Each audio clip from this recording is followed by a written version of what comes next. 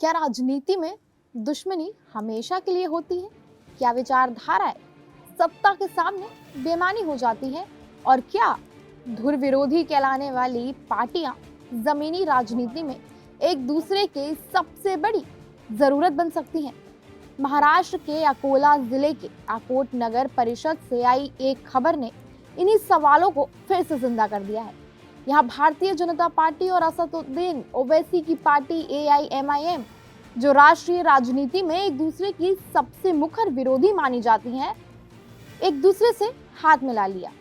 ये गठबंधन सिर्फ चौंकाने वाला नहीं, बल्कि ये बताता है कि स्थानीय राजनीति में विचारधारा से ज्यादा अहम कुर्सी और सत्ता का गणित होता है। अकोट नगर परिषद के हालिया चुनावों में किसी भी पार्टी को स्पष्ट बहुमत नहीं मिली। 35 सीटों वाली नगर परिषद में 33 सीटों पर चुनाव हुए। भाजपा सबसे बड़ी पार्टी बनकर जरूर उभरी, लेकिन उसके पास अकेले सरकार बनाने के लिए जरूरी संख्या नहीं थी। AIMIM दूसरी सबसे बड़ी पार्टी थी और कांग्रेस सहित बाकी दल भी कुछ सीटों के साथ मौजूद थे।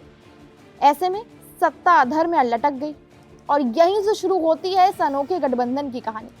भाजपा की माया धुले नगराध्यक्ष चुनी गई, लेकिन परिषद को चलाने के लिए बहुमत जरूरी थी। इसके लिए भाजपा ने अकोट विकास मंच नाम से एक साझा मोर्चा खड़ा कर दिया। इस मंच में न सिर्फ AIMIM शामिल हुई, बल्कि शरद पवार और अजीत पवार की अलग अलग NCP, उद्धव ठाकरे और एकनाथ शिंदे की अलग अलग शिवसेना और प्रहार जनशक्ति पक्ष भी एक साथ नजर आए। ये मंच बाकायदा जिला प्रशासन के पास रजिस्टर किया गया था। ये गठबंधन इसलिए भी चर्चा में है क्योंकि जिन दलों ने राज्य और राष्ट्रीय स्तर पर एक दूसरे के खिलाफ तीखी राजनीति की है, वो अकोट में एक ही मेज पर बैठ गए हैं। आमतौर पर दोनों पार्टियां एक दूसरे पर वोट बैंक की राजनीति का आरोप लगाती हैं, लेकिन अकोट में विकास और सत्ता के नाम पर यह विरोध अचानक गायब हो गया।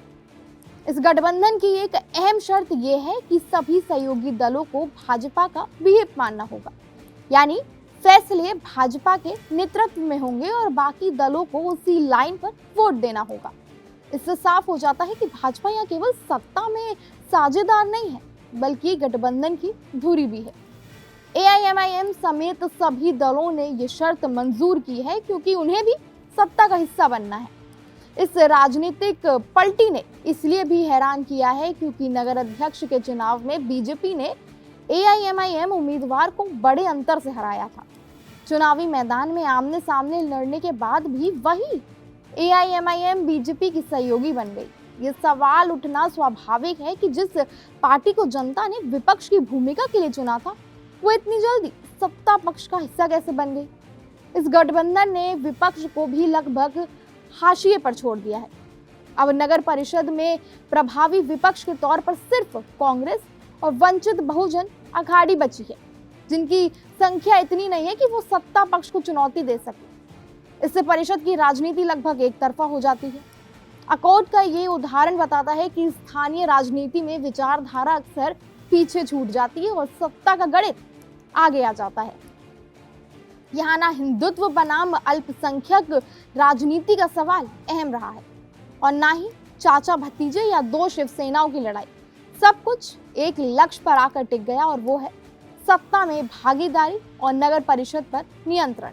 अकोट ने एक बार फिर साबित कर दिया है कि राजनीति में स्थायी दोस्त या दुश्मन नहीं होते।